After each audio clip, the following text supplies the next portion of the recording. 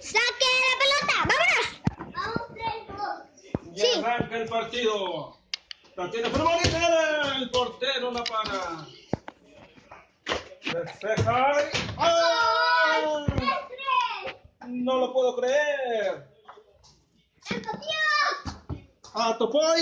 ¡El portero está tirado! ¡Ah! Nada. Chispas. Y no lo ven a pegar el celular. Bueno, así que no.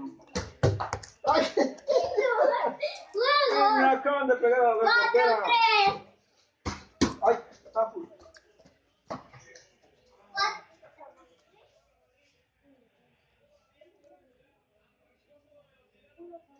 Todo el día. 7 puntos. 7. Son 7 goles en total. Se prepara el jugador. ¡Prepara, punta! ¡Ah! Le sacan el aire al portero. No, ya le sacaron los 4. Ah, no, 4. Parece que va a llover. ¡Ah, la tostada! Parece que... ¡Ay, hijo de la viejita! Como dice el comercial. ¡Ay, hijo de la canción!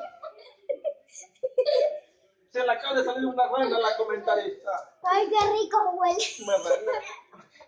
Y te unen los chamuches. Sí.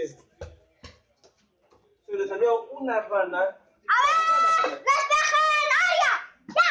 ¡Mira! Parece que el arquero del equipo de Santa Cruz le parecía, pero el otro no. El de Pachuca no. Hombre, estaba viendo. Pero tírame. Pero machito.